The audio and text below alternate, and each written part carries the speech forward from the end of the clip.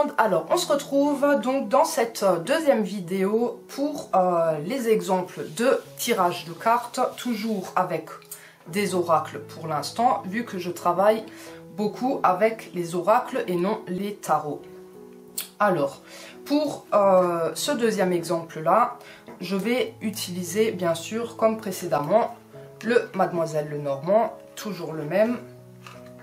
Et donc cette fois-ci, il s'agira donc d'une question précise. Donc du coup, si vous tirez les cartes, que ce soit pour vous ou pour quelqu'un d'extérieur, vous voulez savoir en fait une question précise.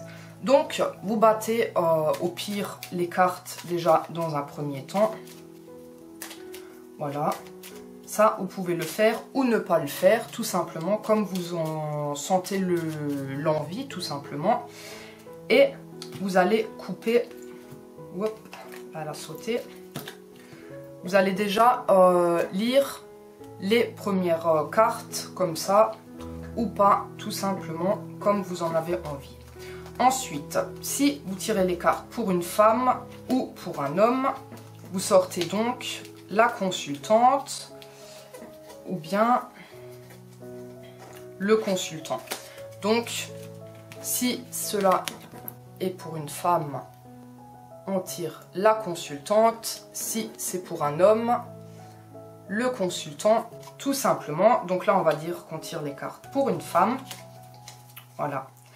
Donc, moi, je sors d'abord la consultante, je bats ensuite les cartes.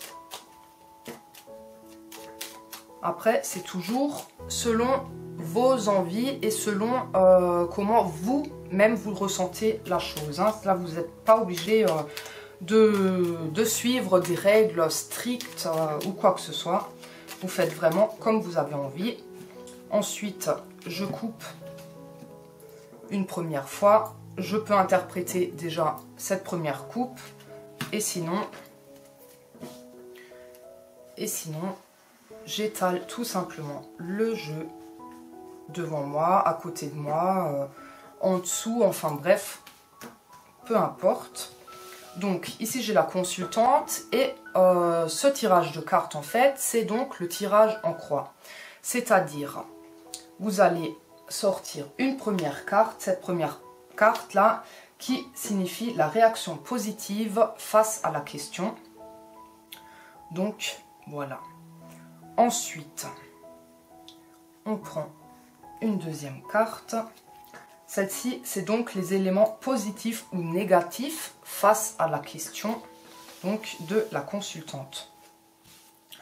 Ensuite, je prends une troisième carte que je vais poser au-dessus. Et ça, c'est donc le début de la question. D'accord? Le début de la question. La quatrième carte que je vais poser en bas. Voilà, donc là, vous pouvez déjà voir que ça commence à ressembler à une croix. Et cette quatrième carte, c'est donc la réponse à la question. Voilà, donc la réponse à la question en bas.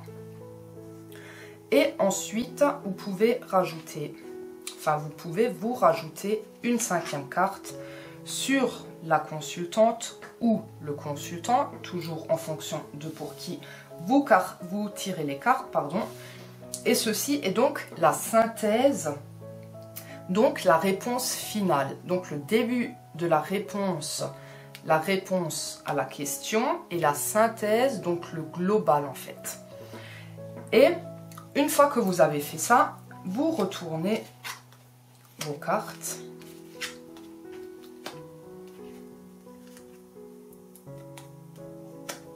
Voilà. Donc ici par exemple, on pourrait voir que cette personne-là, elle a des difficultés avec les autorités, qu'elle aura peut-être des papiers à signer. Ce sont des papiers qui durent depuis très très longtemps. Donc du coup, elle va devoir rattraper énormément de retard.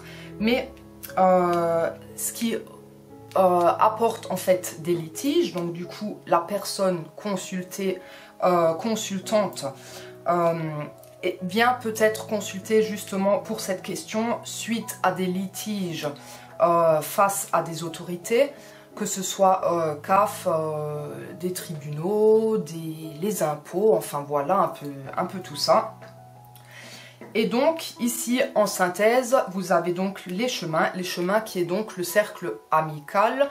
Donc il faudrait imaginer peut-être que la consultante reçoit de l'aide de son cercle amical et qu'elle va donc s'en sortir comme ça.